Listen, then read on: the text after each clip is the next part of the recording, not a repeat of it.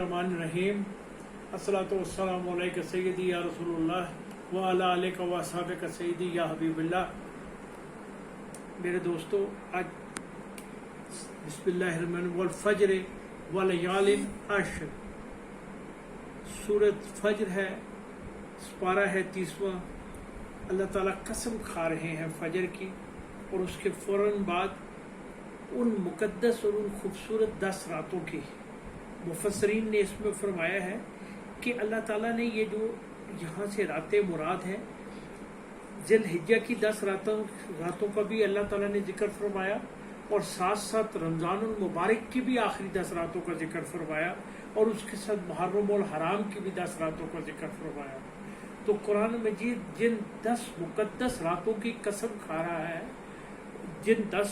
ان 10 راتوں میں جو رمضان شریف کی ہے وہ تو آخری عشرہ ہے پورا، اسی طرح یہ جو ہمارا ذی الحج کا بھی یہ آخری پورا عشرہ ہے، جو فل عشرہ ہے، جو صرف راتوں کی بات نہیں ہو رہی، پورے عشرے کی بات ہو رہی ہے کہ اللہ تعالیٰ نے کہا ہے کہ وہ بہت خوبصورت عشرہ ہے اور بہت ہی قیمتی عشرہ ہے۔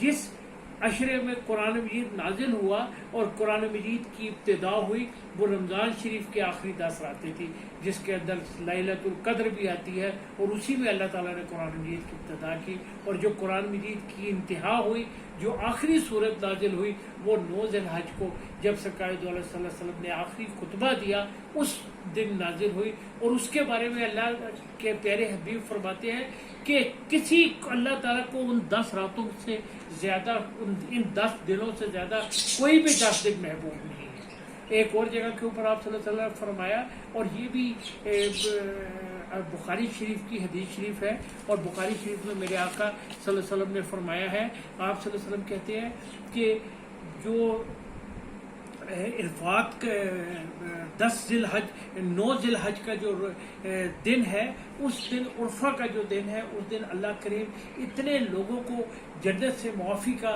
پروانہ پکڑاتے ہیں کہ کسی اور دن وہ اللہ تعالیٰ نہیں کرتے، اور اس دن اللہ کی رحمت جو ہے ایک جوش مار رہی ہوتی ہے، اور اللہ تعالیٰ کی رحمت آخری آسمان کے اوپر آ کے بار بار کہہ رہی ہوتی ہے کہ ہے کوئی مجھ سے مانگنے والا کہ جو میں اس کو عطا کروں، اور ہے کوئی مجھ سے عزت مانگنے والا، ہے کوئی مجھ سے مغفرت مانگنے والا۔ اللہ حاضل کیا اتنے بڑے یہ دن ہیں، اتنا بڑا یہ دن ہے، اور جو حج پہ نہیں ہوتا اس کے لیے یہاں پہ اگر آپ ایک روزہ رکھ لیں تو پورے سال کے روزوں کے برابر وہ ایک روزہ بن جاتا ہے آپ کا۔ میں ایک واقعہ پیش کرنا چاہوں گا آپ کو۔ سرکار دو علیہ صلی اللہ علیہ وسلم بیٹھے ہوئے تھے اور صحابہ کی محفل جمی ہوئی تھی۔ ایک بچی آئی اور اس نے آ کے اپنا آپ کی خدمت میں پیش کر دیا، اور آ کے اس نے عرض کیا کہ میرے آقا، میں نے اپنا آپ کی خدمت میں پیش کر دیا ہے، آپ جس سے چاہیں میری شادی فرما دیں اور جس سے چاہیں مجھے رخصتی کرا دیں۔ وہاں پہ کافی صحابی بیٹھے ہوئے تھے، ایک غریب صحابی موجود تھے۔ انہوں نے کہا کہ سرکار، اگر آپ مناسب سمجھیں تو مجھ سے اس بچی کی، اس خاتون کی شادی کرا دیں، میں تیار ہوں۔ آپ صلی اللہ علیہ وسلم نے فرمایا ٹھیک، تو یہ بتاؤ کہ مہر میں کیا دو گے اس کو، تم کیا چیز اس کو پیش کرو گے؟ تو اس نے کہا کہ میرے پاس تو کچھ بھی نہیں ہے۔ آپ نے فرمایا کیا حق مہر کے طور کے اوپر تم ایک لوہے کی انگوٹھی لا کے دے دو۔ وہ گھر گیا، ڈھونڈتا رہا۔ دیکھیے کتنی غربت کا زمانہ تھا۔ اس نے آ کے صحابی نے آ کے عرض فرمائی، انہوں نے آ کے عرض فرمائی کہ میرے آقا، میرے پاس تو وہ بھی نہیں ہے۔ آپ صلی اللہ علیہ وسلم نے فرمایا پھر آپ کے پاس کیا ہے، تمہارے پاس کیا ہے؟ اس نے کہا کہ میرے آقا، میرے پاس یہ ایک چادر ہے، آدھی چادر میں اپنی زوجہ کو دے دیتا ہوں، آدھی میں رکھ لیتا ہوں، اور اسی سے آپ میری شادی فرما دیں۔ آپ صلی اللہ علیہ وسلم فرمایا کہ اگر اس کے ہم 2 ٹکڑے کر دیں گے، نہ یہ تمہارے کام کی رہے گی نہ اس کے کام کی رہے گی۔ اچھا یہ بتاؤ کہ کیا تمہیں قرآن مجید کچھ یاد ہے؟ اس نے کہا ہاں مجھے یہ انہوں نے کہا معذرت خواہ سرکار کے تمام صحابیوں کے لیے ہمیں بہت اچھے الفاظ استعمال کرنے ہیں چاہیے۔ اس کہہ کے میں نے غلطی کی، اللہ مجھے معاف فرمائے۔ آپ نے فرمایا، ان صحابی نے فرمایا کہ آقا مجھے یہ چند صورتیں یاد ہیں، تو آپ صلی اللہ علیہ وسلم نے ان کو کہا کہ آپ یہ صورتیں ان کو اپنی زوجہ کو سکھا دینا، یہ تمہارا یہ آپ کا حق مہر کا عوض ہو جائے گا۔ وہ بے آئینی ہی اس بات کے اوپر ان کی شادی ہو گئی۔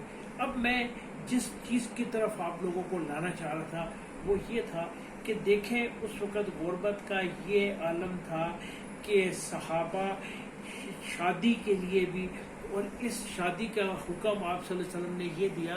ایک حدیث شریف ہے جو بخاری میں 5066 نمبر ہے، کالا کالا رسول اللہ صلی اللہ علیہ وسلم، آپ نے فرمایا اے نوجوانوں شادی کیا کرو اور ضرور کیا کرو، اور شادی آپ کو گناہوں سے باز رکھتی ہے، اور اگر شادی نہیں کر سکتے، استطاعت نہیں رکھتے شادی کرنے کی، تمہارے پاس پیسے نہیں ہیں حق بہر یا بیوی کو لانے کا، تو تم پھر روزے رکھ لیا کرو۔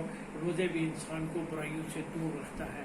تو مقصد یہ ہوا کہ شادی اتنی ضروری قرار دی کہ آپ صلی اللہ علیہ وسلم نے اس کے لیے ہدایات جاری کی، لیکن اس کے باوجود بھی جن کے پاس پیسے نہیں تھے تو وہ نہیں کر سکے شادی۔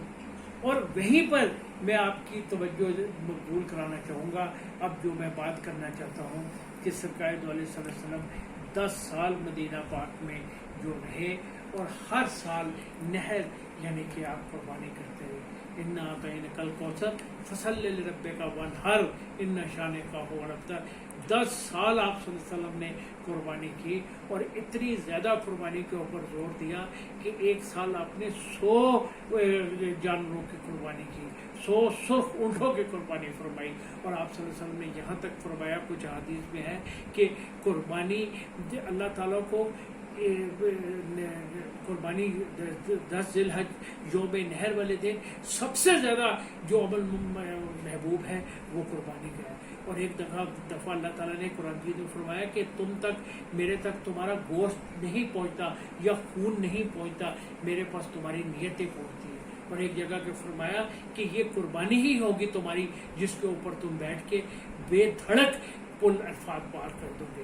اب اندازہ لگائیں کچھ دنوں کے بعد، بلکہ ابھی سے میں کچھ چینلز کے اوپر یہ قربانی واجب میں آتی ہے، اور کچھ جگہوں کے اوپر سنت بھی کچھ فقہا نے کہا ہے، لیکن زیادہ تر فقہا کا جو اتفاق ہے وہ واجب کے اوپر ہے۔ لیکن ہم نے ابھی سے یہ باتیں سننی شروع کر دی ہیں کہ جی حالات بڑے خراب ہیں، غربت کا زمانہ آ گیا ہے، اور آپ جو ہے وہ اپنے پیسے جو ہے قربانی پہ نہ خرچ کریں، اور پیسے کسی اور مقصد کے لیے غربت غریبوں کو دے دیں۔ جو میں نے پہلے واقعہ بیان کیا تھا، اندازہ لگائیں کہ سرکار دو علیہ وسلم نے اتنا زیادہ اس کو پسند فرمایا قربانی کو۔ اگر قربانی کو اتنا ہی بات ہوتی تو وہ شادیاں لوگوں کی کروا دیتے اور کہتے کہ قربانی نہ کرو، شادیاں کے اوپر پیسے لگا دو۔ 10 سال تک 100 اونٹ کی قربانی کی آپ صلی اللہ علیہ وسلم نے۔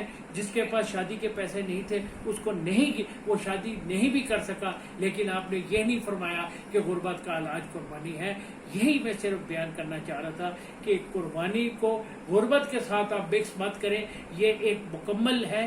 اور ایک چیز صرف میں بہت تھوڑا سا وقت رہ گیا ہے، یہ 4 بلین کا کاروبار ہوتا ہے ایک حکم سے، میرے آقا کے ایک حکم سے 4 بلین کا کاروبار ہوتا ہے، مویشیوں کا کاروبار ہوتا ہے۔ 23 ارب روپے کسائی لے لیتے ہیں، 3 ارب روپے کے چارے لگ جاتے ہیں۔ دس از دا بگیسٹ بزنس ان پاکستان۔ غریبوں کو مزدوری ملتی ہے، چمڑے کی فیکٹریاں چلتی ہیں۔ اکنامکس کا سب سے بڑا رول ہے سرکولیشن آف فنڈز، اور سرکولیشن آف فنڈز ہوتے ہیں، اور یہ قربانی سے جتنا بڑا سرکل چلتا ہے we can not even imagine. اور یہ ہم قربانی اپنی طرف سے کر سکتے ہیں، اپنے والدین کی طرف سے جو نہیں ہے، سرکار دو علیہ وسلم کی طرف سے عقیقہ قربانی ہو سکتا ہے، تمام کی طرف سے ہم کر سکتے ہیں۔ مختصر میں اس لیے رکھتا ہوں کہ ہمارے پاس وقت پہ ڈاؤن لوڈ کا ٹائم کم ہوتا ہے، تو اللہ تعالی ہم سب کو قربانی کرنے کا اور اس کے اوپر عمل کرنے کی توفیق عطا فرمائے۔ وآخر دعوانا الحمدللہ رب العالمین، والصلاۃ والسلام علیک سیدی یا رسول اللہ۔